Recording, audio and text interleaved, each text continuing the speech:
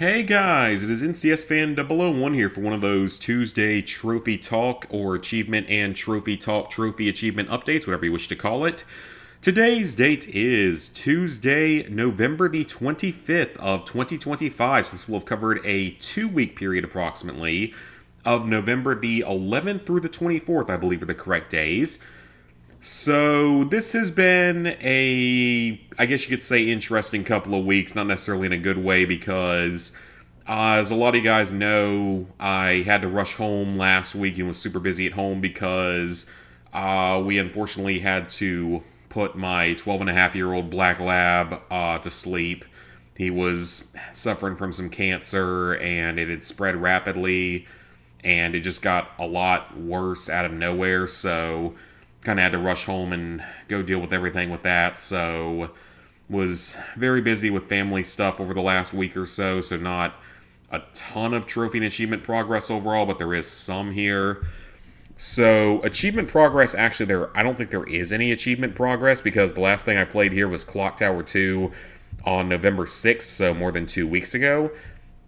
But we do have 2,419 points, or 3,457 retro points, and we're in the top 34,000 out of 118,000, so the top 29%, which is pretty awesome. I will get back into retro achievements at some point, but right now we have a pretty big focus on trophies just with the way that trophies are currently going right now, and certain games I definitely want to play, so just do keep that in mind. So in terms of trophy progress, it was made in a grand total of 4 different games this time, so we got quite a bit to talk about here today. So first off, we have the House of the Dead remake, the PS5 North American version. So I had a lot of fun with this game, both versions of it. I don't have any major complaints about it. It's a little bit annoying to get all the paths down, but otherwise there's not really any real concerns I feel like you could even say about this. So you have a few trophies here for beating the campaign on any difficulty and beating it on arcade difficulty, which is kind of a harder mode, where you basically have half as much health. It's really the best way to put it. And then you just have to beat the first 4 chapters and you'll get some trophies. So then you have your 3 different ending trophies. Well, 4 different ending trophies, technically. So you have to finish the game with a final score below 62,000 and the last digit equal to 0, the last digit not equal to 0, and a final score of over 62,000. And those are your 3 different endings. So the 2 under 62,000s are pretty easy to do on the classic mode because you score way fewer points, whereas over 62,000 is super easy to do on the modern scoring mode, so don't worry too much about that at all. And then once you get all 3 endings, you'll get basically all 4 of those trophies plus the other earlier story trophies. So you have to save all the scientists in the campaign, which is one of the harder trophies in the game. Depends kind of on what path you take at any given time. Now, saving all of them isn't insanely hard or anything like that, but it is a little bit tricky just because it is easy to miss a couple of them at times if you don't save them quickly enough. So just do be a little bit careful with that. You're definitely going to want to follow a guide for it, just to know exactly where everyone is. Then you have to kill a scientist, which is probably going to happen by accident at some point, as well as kill all the scientists in each chapter. I would say doing this in Chapter 2 is probably your best option, just because they can't be killed by enemies. You have to be the one that deals the killing blow, and it seems to be easiest in Chapter 2. The secret room in Chapter 4 is accessed by saving all the scientists, so that's unmissable if you get the Saving All the Scientists trophy. Collecting all the items in a single campaign is, and I just realized I skipped over Traveler, but we'll get back to that in a second. Collecting all the items in a single campaign isn't too hard. I would recommend looking at the Xbox Achievements Guide, though their website, whatever it's called, because that one actually gives a really good guide for this. All the creature entries should come naturally while going for all the paths, but again, we'll get back to that here in a second. All of the weapons, you can get this simply by using the All Weapons cheat. There's only 5 weapons in the game, and if you use that cheat, you will pop that trophy automatically, alongside this one for trying your first additional weapon. 666 headshots is probably not going to be missed throughout the course of the game, but if it is somehow missed, just obviously go back and get a few more headshots. This Sadist trophy you should get naturally just by using the grenade launcher on a few enemies, so don't worry too much about that one. The triple and pentakills are the same thing, pretty much just kill a bunch of enemies quickly together. You shouldn't have any real problems with that as long as you have the grenade launcher unlocked, so don't worry too much about those either. 666 enemies killed is going to come naturally over the course of multiple playthroughs that you're going to have to do. 5 at the same time. There's a couple places you can do this in Chapter 1. The first one's on the bridge, and the second one is right after you get into the mansion. Are both great places to get this. Just kill 5 of the little maggot enemies with the grenade launcher at the same time. This pitter trophy is very easy once you have the pitter unlocked. The shoot down 50 projectiles will probably come naturally while going for other trophies in the game. Then you have to finish the entire campaign without taking any damage. Now, this isn't actually that bad, because if you struggle with this at all, you can actually pause the game, quit the main menu, and then hit continue and restart from the current chapter that you're on. And if you do that, it will retain your progress for this for the previous chapters. You'll just have to redo the chapter that you're on. And this game's short. It can be done in under half an hour, so don't worry too much about that part. It's only 4 chapters. Now, do keep in mind, though, when you're going for this, you can't kill a scientist yourself. If you do that, you will lose health. If you let the scientists die from a zombie, that is totally okay for this trophy, but just do keep in mind you can't be the one that kills them by accident. Then you have 3 co-op trophies. They're all very easy. Just finish the game in co-op, pretty much is how all of them unlock. None of them are difficult. Just do know you will need a second controller for those. Lose all credits and die is pretty self-explanatory. Just let yourself keep getting killed in like Chapter 1 or something, and you'll get that trophy. The Kenfies are an enemy in the very first chapter. You have to knock them back over a wall when they jump over it very early in Chapter 1. The knock an enemy up as high as possible. This one is best done using the assault rifle on the third Kenfie that you fight. So immediately after this previous trophy, you're going to fight one that's going to just sort of jump at you. If you shoot him at just the right time with the assault rifle, you can launch him into the air. It will take a couple of tries because it is a little bit buggy, but it shouldn't be too much of a problem. No ammo wasted. This one will come naturally once you have the infinite ammo cheat unlocked, which is the first one you'll get. Then you have a trophy for Chapter 2, which is very easy because the only glass panels are in that lower lab area, so they're pretty easy to avoid if you just know what to worry about. The rats, there are 5 of them in the game. There's 3 at the very, midway point of Chapter 1 inside the mansion. Then there's another one later in Chapter 1 and one in the kitchen in Chapter 2, but you can do this over the course of multiple playthroughs, so don't worry too much. And then finally, shooting all of the Hanged Man's Devilians is pretty easy as long as you don't have one-shot kills active, because one-shot kills will most likely take the boss to his second phase immediately. Instead, just turn that cheat off and then just shoot all of the 20-ish Devilians that he spawns. He's the boss of the second chapter. So shoot all the little tiny bat-type enemies that he spawns and you will get that trophy. But now we can go back to the hardest trophy in the game, which is... where is it? Here... Traveler. It's a silver trophy, unfortunately. Discover all the paths in the game. Now, this game has a lot of different paths for you to go down. Chapter 4 only has 2 paths, and they're both related to one of them's story, and one of them's for getting all the scientists, so that was not a problem.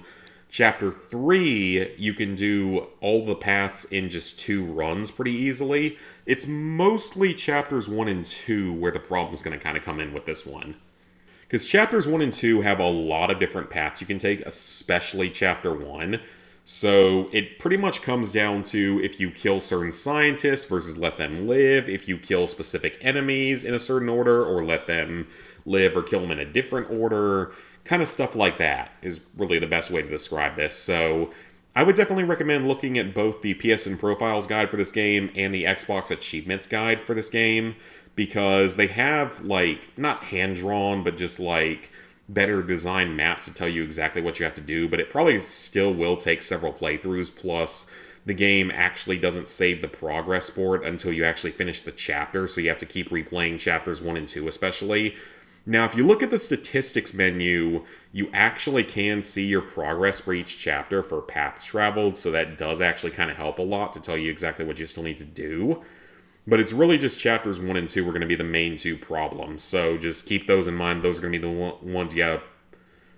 So just keep in mind those are probably going to be the ones you have to keep replaying for this trophy. Like I said, that's probably the hardest trophy in the game, though, alongside the no damage ones. So just keep all that in mind. Next up, Power Wash Simulator 2. We got a handful of trophies in the last couple of weeks. Let's see, those were all in the previous week, so I think these were all in the most recent weeks. So We got Washing with Style for applying a skin to a washer, which you can't get until pretty late in the game because you don't get the skins for the washer until much later in the game. The Spin Doctor and Glissandro are both in the Funhouse job, and they're both very easy to do. So during the Funhouse job, clean any of the rotating floor discs using only the surface cleaner is very, very easy to do because they're kind of small targets, so it only takes a few seconds to clean. And then for the giant piano keys, just spray them from left to right, hitting all the keys at once, and you will get that trophy as well, so don't worry too much about that one, or it might be right to left, I don't actually remember. But either way, it's a very, very easy trophy, so don't worry too much about that one. And then in the shopping mall, you have to clean the owl first. The owl's a little bit annoying to clean because he's kind of high up, and you have to use the ladders in specific positions. But it's not as bad as, say, where is it? There was one that was kind of annoying in an earlier job. It was like not a T-Rex, but just like a flying dinosaur that you had to clean first. Yep, this one is Pterodactyl. This one was definitely one of the more annoying ones, so just do keep all that in mind. Nothing too much to worry about with that. Just make sure you mark it and clean all parts of it first. And as you can see, we're only missing a handful of trophies here, so just complete all the jobs and obtain a professional washer with all the attachments, which I might have enough money for at this point. You have to own all the washers and attachments at the same time, but that should be fairly easy because later on in the game, you do get like $30,000 for finishing the final job, so you can buy everything. Then there's a few more job-specific trophies. There's a couple we can do on like the easy jobs, like the scooter or the dog car, whatever it's called, as well as the one for the town floats, which I'm not too worried about. So yeah, we're making great progress on this game. We're going to be done with it fairly soon. 39% platinum doesn't surprise me at all, because honestly, I think this game is definitely easier than the first one because it doesn't have any challenge mode trophies. I don't know if that's going to be something that gets added later on, but the Platinum is definitely easier and the game just plays better overall. It does lag sometimes when you get into some of the like longer play sessions, so do keep that in mind, but it's nothing too majorly of a problem. Next up, Call of Duty HQ is back on the list because Call of Duty Black Ops 7 has been released, and it is going to be a massive pain in the ass that I am not looking forward to continuing to play. So, when it comes to the trophy list, we have a lot of multiplayer trophies here near the top. So Prestige isn't a problem because you can do that partially with zombies. The camos, I think you can do in either campaign, zombies, or multiplayer. Weapons Prestige, you can do in, I think, either zombies or multiplayer, so it shouldn't be a problem. Same with the diamond badges and the unique medals. So I'm not too worried about any of those. They might just be kind of grindy. Then the overclock, I'm not entirely sure how that one works, but it doesn't seem like it's that hard. Win 25 multiplayer matches is pretty self-explanatory, except for the problem is that this is one of the worst games ever made in the Call of Duty franchise. The multiplayer doesn't work. It is so loaded down with hackers and sweaty tryhards that it is not even possible to play for the most part. And everyone just runs around with the same, like, 2 weapons, which is honestly worse than it was back in the old days, because at least in the older Call of Duties, you could use a lower quality weapon and still, like, do somewhat well if you were good at the game. Whereas with this one, you just get absolutely melted unless you're using the best weapons and you're not in a lobby full of sweaty tryhard hackers.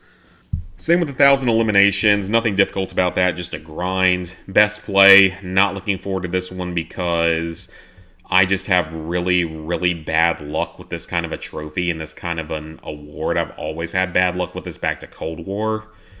The calling card challenges I don't think is going to be too bad. The Nemesis should come naturally. 100 eliminations with an active combat hybrid perk, which just requires you to equip certain types of perks at a certain time, so that's not anything too bad. The score streaks should come naturally as well, even though score streaks seem to be a lot harder to trigger in this game.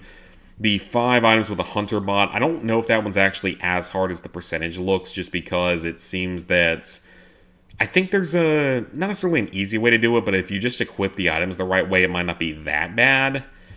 Then the 3 kills while defending an objective zone will probably come naturally just by playing like domination type modes. I'm not too worried about that one. The training course is exactly the same as Black Ops 6's training course pretty much, so don't worry too much about that one. The direct hit with the needle drone apparently can be done in private matches against bots, so I definitely need to go ahead and knock that one out. The Gravemaker score streak. Now, the problem with this one is not getting the kills with it, it's getting the actual kill streak, because it's like 1,000 points, which is a lot in this game, given the amount of tryhards and hackers in this game. So, definitely a little bit worried about that one, because that's a pretty long kill streak to get, or score streak to get. Kill while airborne from a wall hop should be easy with a shotgun in the right map, so I'm not too worried about that one. Then you have all of these zombies trophies, which I know very little about this mode. The guy I'm writing the guide with is much more knowledgeable on this, and so is like Robbie and some of the other people in my chats. And people seem to be happy with the zombies mode in this game, but apparently the main quest and final boss fight or Easter egg are really, really painful in this game, so that's interesting. That's what I've heard from at least a couple of people. I don't know if it's true across the board, but that's what I've been hearing, so we will see how that goes. Most of the trophies don't seem insanely hard. They just seems like it might take some time to get through. Then, of course, you have your 3 Dead Ops trophies, which sucks that they brought those back. So the Room of Fate shouldn't be too hard. The Chain of 5 Chickens shouldn't be that hard, because I think that same trophy existed in the previous game. Or, no, it wasn't in Black Ops 6, it was in Black Ops Cold War. But defeating the Pop Back. Now, this one is not as hard as it was previously, because apparently you can play it on the casual mode, and you only have to survive like 40 rounds, and you can start in first person where you can take multiple hits. In the 2 tries that I've given it so far, not super seriously, I've gotten to like round 10 and then like round 15-ish. So I do think it's something that I'm possibly going to be able to get through on my own, but I might need to go into co-op to do. But it's not going to be as bad as the one in Black Ops Cold War, thankfully. And they might still add an advanced start at some point. Most of what I've done, and what will make it into an eventual video for this game, is the campaign. And the campaign is the worst in the Call of Duty franchise, easily. It is just horrendous, and I don't know how anyone ever signed off on producing this particular campaign, because it's absolutely just pathetically stupid. I mean, when Harper yelling out, "Did a fucking machete just fall from the sky?" in the first mission of the campaign is the entire feeling of how I feel about the game, and you know that that's what you're getting into. You know it's going to be an interesting experience, and not a positive type of interesting. So complete the campaign. It's 11 missions. There are no difficulty options. It's just 11 missions. You can play them in co-op or solo, thankfully. You don't have to be in co-op, but you do have to be connected to the internet, and if your connection breaks during it, you'll get kicked out of the game and have to restart the mission. So that's just wonderful. If the game crashes, you get to go restart the mission, so that's also wonderful. Now, by some absolute miracle, knocking on my wooden table here, by some absolute miracle, the game didn't actually crash on me playing through the story, which I'm really, really surprised about. But just do keep in mind that that can be a thing that will happen for some people. Upgrading an operator, I think, will come naturally while you go for one of the later trophies in this that we'll talk about in a second. Then the intel, I got all the intel pieces in the main campaign. There's 1 per mission. But then there's also, beyond that, there's like 20 in the open world endgame mode. And I don't know exactly where they are, but there are guides for them, so I don't think it's going to be that much of a problem to find them. Then the 250 kills with exotic weapons should come naturally while we're working on that endgame mode, but we'll get to that here in just a second. You get a few bronze trophies just for completing all the story missions, so just complete all 11 missions, you get these trophies. Again, it's the stupidest campaign in the history of the franchise. It's one of the worst campaigns I've ever played in like any game ever. Then you have a trophy for reviving a teammate in the co-op campaign. That's pretty self-explanatory, I just haven't played any of it in co-op yet. The glide 800 meters continuously you can easily do as soon as you spawn into the endgame, so don't worry too much about that one. The Spectral Trophy is the only mission-specific trophy in the entire game, which is kind of insane for a Call of Duty game, especially with it not having a difficulty trophy. This is in like the 5th mission, I believe it is, and it's really, really easy to do because of the active camo being completely overpowered. So it should only take like 1 or 2 tries to get through, so don't worry too much about that one. And then you have the assignments in Zone 4 in the co-op campaign. Now, thankfully, you don't have to do all of the assignments in a single run. But basically, you go to the like high threat Zone 4 in this endgame mode, because it's basically like the Modern Warfare 3 Zombies mode. And you go to the high threat zone, And once you get there, just start completing assignments and complete 10 total there, and you'll get this trophy. And you'll probably get all of those other trophies along the way in terms of like trying to get your combat rating up. The endgame mode, I kind of understand slightly why it's there, but it still seems kind of stupid, and it's not particularly fun to play from what I've played of it so far. But I've only loaded in once or twice so far, so all in all, my thoughts on the game are the zombies is fine. I don't have any major problems with the zombies, but it's not, winning me over. It's not winning any awards, in my opinion. The campaign is the worst in the franchise by far, even worse so than Modern Warfare 3 2023. The multiplayer, I personally think, is horrible, but maybe it's just because I've had bad luck with lobbies. But I personally think the multiplayer is absolute trash, and I don't understand why anyone out there is defending it. But apparently it has its defenders. The endgame mode I haven't had enough experience with to really give an explanation on that one yet. So yeah, just not looking forward to playing more of that game, but we have got a long way to go. This is a really long 100%. And then of course there's the PS4 version we'll have to get the Platinum in, but it is supposed to be the last time we get a PS4 version of a Call of Duty game. Thankfully, so in the future it'll only be one version until the PS6 comes out, and it'll be like probably 3 versions, because they'll probably find a way to bring back the PS4. Or like one version PS5 digital, one version PS5 disc. They'll probably do something bullshitty like that, because it's exactly what I expect from Activision at this point. And now we're off to a far superior game, SpongeBob SquarePants, Titans of the Tide. The newest SpongeBob SquarePants video game, the sequel to the Cosmic Shake. No complaints about this game so far. I'm definitely enjoying it. But apparently a lot of people have problems with this game, with it being kind of buggy, especially with the trophies, so I'm definitely worried about parts of that. So the first few trophies here are all story-related, so presumably like everything through at least here is story-related and unmissable just for finishing the game, which people have told me the game's pretty short, but I feel like I played it for like 3.5 hours, and I feel like we're still a ways away unless some of these later areas are shorter, which it looks like some of them are shorter, to be fair.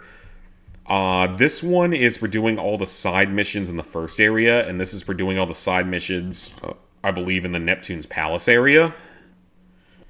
And I assume this is for doing all the side missions in whatever the third area is. The game actually has a bit of a Super Mario Galaxy 2 overworld, where you have, like, the floating airship, and it just goes to different worlds, and, like, you can explore the floating airship a little bit, but then you go down to the actual worlds and explore them and do all the side missions and other objectives. The old boomer ghost with its cannonballs 5 times, I would recommend knocking this one out earlier on, because it's not the most efficient way to attack this enemy. So just wait until they try to launch a cannonball at you, hit it out of the air with Patrick to grab it, and then just throw it back at him and keep repeating that until you kill him. And just do that 5 times and you will get that trophy. It's nothing too much to worry about. The score of 999 making Krabby Patties, that actually seems like it's going to be pretty challenging, but within 2 tries, like the first try I got like 400 something points, and the second try I got over 800 points. So it's probably not anything insane, maybe just a little bit of practice I should be able to do it, but just do keep in mind that seems like it could be a more annoying trophy in this one. All the stuck citizens, I don't know where all of them are, because I think I've only rescued like 1 so far, so I'm not entirely sure where they are. Firmly grasp it for the pink jellyfish. It looks like there's more than 100 in the game, at least I hope there are, because if there's not, that's going to be a rather annoying collectible trophy. The underpant pieces seem to be unlocked entirely just by purchasing them with the coins that you get, so I'm not too worried about that one, but that gives you more health. All the items from Pearl's shop are pretty self-explanatory. Just buy everything. It's just going to take some time and a little bit of potential coin grinding, but I'm not sure if it's going to require that much coin grinding. Destroying 500 objects is super easy and will come naturally.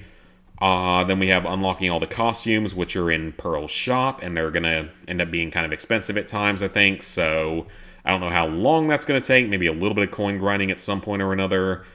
The treasure chest, there's a lot of these. It's like 35 in the first area and 10 on the airship, and then like 25 in the next area.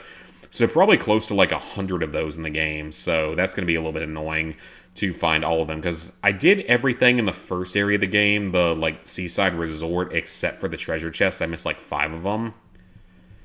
Plankton's challenges, I think, are something that we're not supposed to do until later on in the game. And I think there's also some from the DLC as well, because I bought the version that has DLC to it, or a season pass to it, because that exists for some reason. 2,000 meters with the Ghost Board is unmissable. You're going to get that pretty early on because that's a really useful ability. Hit 100 NPCs. It doesn't have to be 100 different NPCs. It just has to be 100 total hits, but it seems to take more than 100 hits from what I saw. All the racing missions you should get naturally while going for all of the side missions and chests. I have no idea what this one's going to require. Presumably it's a later game trophy. Throwing ghosts into the goo doesn't seem that hard, but it's just not really something I think about doing. You're going to have to do that one with Patrick. Then this one, the Secret Wisdoms and the TV, there were 2 in the first area of the game. I don't know where they are for the rest of the game, but I think there's 10 or 11 total. And then you have your secret shrine area that you can get to, so it doesn't seem like insanely hard or anything like that, but there might be like guides out there to make it a little bit easier. And then finally, take a single photo in photo mode is a pretty typical trophy for a lot of games these days, so nothing to worry about with that one. So overall, definitely enjoying the game. Just, I do hope that the game doesn't decide to bug out on me or something like that. That is something that I am a little bit worried about. So with that, level 905, 3%, 31,012 total trophies. Yes, I did cross the 31,000 trophy mark, but I didn't make any sort of like specific video for that or anything because honestly at this point it doesn't really matter until I hit like 10,000 trophy marks or even like 5,000 trophy marks. 894 platinums, 5,968 golds, 8,367 silvers, 15,783 bronzes. So, plans for the upcoming week. So, of course, we're going into the week of Thanksgiving here in the US. So, because of that, I don't know exactly what my schedule is going to look like. Because I'm going to be going home either late Tuesday or early Wednesday for Thanksgiving. So, I want to try to stream a combination of Wednesday, Thursday, Friday, and Sunday of this week. Probably not going to be streaming Saturday because probably going to be at a football game. So probably just some combination of Wednesday, Thursday, Friday, and Saturday. And it'll probably be more of SpongeBob, maybe a little bit of Call of Duty. I'm not entirely sure yet. And once we get to 899 platinums, I will finish off Power Wash Simulator 2. So it can be platinum number 900. So that's sort of the current plans for that. SpongeBob will hopefully only take like 2 more streams. But we'll have to see if it breaks on me or anything like that. Power Wash will probably be 2 more streams total. I don't think it's going to be that bad or that long. Then otherwise, Call of Duty, just not looking forward to playing more of that. It is an awful, awful game. Going to be doing most of that off stream. It's not going to get turned into a video unless I turn the campaign into a video, which I might actually do just because of how stupid it is. And then beyond that, there's still Death Stranding to work on, and I'll probably get a couple of easy platinums in there just to sort of get the numbers up so we can get Power Wash's number 900. And yeah, so that's kind of the current plans for that. No current plans for Retro Achievements because it's just working on Clock Tower if I get the chance.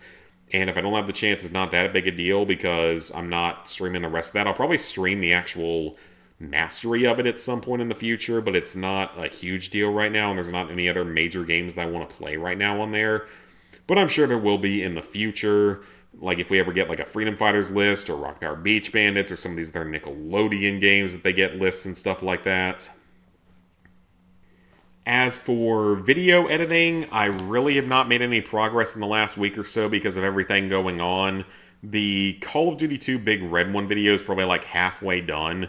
And then I'm working on the next banning challenge video, but that one shouldn't take too long to edit altogether. And then after that, I think the next one after that is supposed to be Dead Rising 2 Off the Record. But I might hold that one off simply because I kind of want to hold that one off until we potentially get an announcement for a remake of Dead Rising 2. Because then I think it could actually pull in quite a bit more views, so I might kind of hold that one off for a little while and do like Power Wash 2 or some of these other games first. I've also got that Sly challenge to do, but that's going to take forever to edit. And then, of course, me and Lizard Guys, we're getting near the end of the year. Hopefully we'll be able to hang out sometime in the near future, either Thanksgiving or Christmas. Don't know exactly when. We're talking about potentially streaming some stuff together on PC, which would be fun. Just like random PC games that he's suggested to me. That would be a lot of fun if we can make that happen. And then also with the new season of the Fallout TV series only like a few weeks away, I am working on the next Fallout lore video. I am making progress on that one. Hopefully it'll be out around the time of the first episode of Season 2. It's going to be a state that has never really even been mentioned in the Fallout universe, but it's one of the biggest states in the country in terms of population.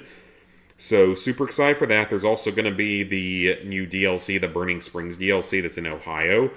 But strangely, I haven't heard anything about it actually getting trophies, which is really, really unusual.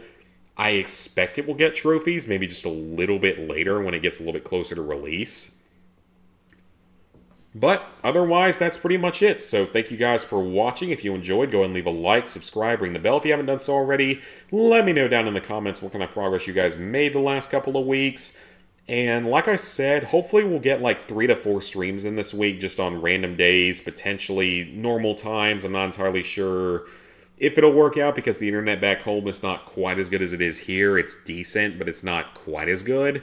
So we shall see. So hopefully I will see you guys back here later this week for some more live streams as I continue to work on videos.